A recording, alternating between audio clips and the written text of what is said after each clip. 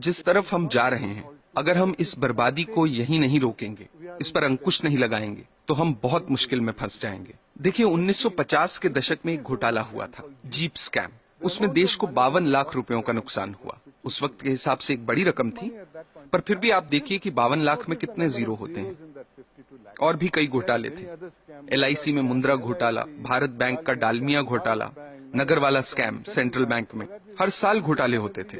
सोचने वाली बात यह भी है कि सब घोटाले तो बाहर भी नहीं आते हैं। 100 में से कोई 1 या 2 ही जनता के सामने आ पाते हैं। अब 2010 पे आते हैं। कॉमनवेल्थ गेम्स, 70,000 करोड़ का घोटाला। 2G scam, 1,76,000 crore. 2012 पे आइए, कोलगेट घोटाला, 1,86,000 करोड़। अगर 1,86,000 करोड़ रुपए का एक घोटाला होता है, तो देश की अर्थव्यवस्था पर क्या असर होगा, आप अंदाजा लगा सकते हैं। 1987 में देश के प्रधानमंत्री ने क्या कहा था, वो याद कीजिए। स्वर्गीय राजीव गांधी ने कहा था कि सरकार 1 रुपया गरीबों के लिए खर्चती है, तो उसमें से सिर्फ 15 पैसे ही उन तक पहुंचते हैं। कुछ वक्त पहले कर्नाटक में हमने पढ़ा कि गरीबों को 1 रुपए किलो चावल देने की घोषणा हुई है, जिसके लिए सरकार एक मोटी रकम खर्च कर रही है। कुछ हफ्ते ही बीते थे कि अखबारों में ये रिपोर्ट्स आनी शुरू हो गईं कि जो पैसा गरीबों को 1 रुपए के हिसाब से चावल देने के लिए खर्चा जा रहा है, उससे जो चावल खरीदा जाता है, वो या तो एकदम सड़ा हुआ होता है, या जहां अच्छे चावल की खरीद हुई है, वहां उसे गोदामों से चुरा चुरा के प्राइवेट लोगों को दे दिया गया है। इस तरीके से पैसे की लूट हो रही है।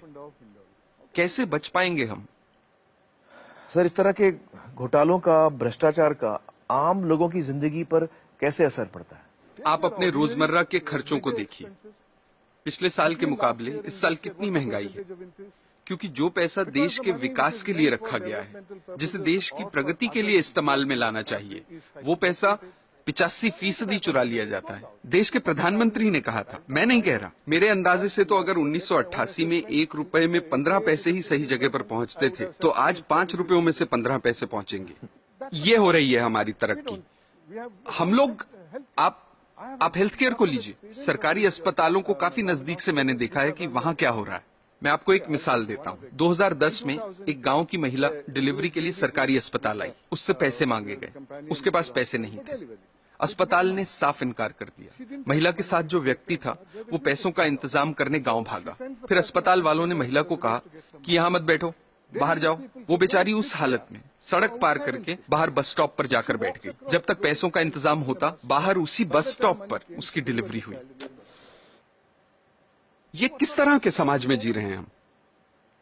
मुझे लगता है कि लालच तो एक बात है, लेकिन लालची होने के साथ साथ हम अपनी इंसानियत भी पूरी तरह से खो रहे हैं। हम इंसान से शैतान बन रहे हैं। हमें इस बात से कोई फर्क नहीं पड़ रहा कि दूसरे लोगों के साथ क्या हो रहा है। हर जगह, हर डिपार्टमेंट का यही हाल है। कुछ ईमानदार लोग भी हैं। मैं ये नहीं कह रहा कि सभी 125 करोड़ लोग बेईमान हैं, लेकिन ज्यादातर लोग मजबूरी में ईमानदार हैं, क्योंकि उनके पास बेईमानी करने का मौका ही नहीं है। आज के हालात ऐसे हैं कि एक आदमी जो बड़े ओहदे पे है, वो अगर दूसरे पर उंगली उठाकर कहता है कि आप भ्रष्ट हैं, करप्ट हैं, तो सामने वाला इनकार नहीं करता। वो पलटकर कहता है कि आप नहीं हो क्या भ्रष्ट? That's so true. That is so true. ऐसी सोच बन चुकी है। यहाँ जो नौजवान मौजूद हैं, उनसे मैं कुछ कहना चाहता हूँ। Sure, please. मेरी पीढ़ी के लोग अब हालात नहीं बदल पाएंगे। अब सिर्फ आप ही हालात बदल सकते हैं। और आपके लिए अच्छी बात यह है कि लालच सब सरहदें पार कर चुका है, सिर के ऊपर निकल गया है।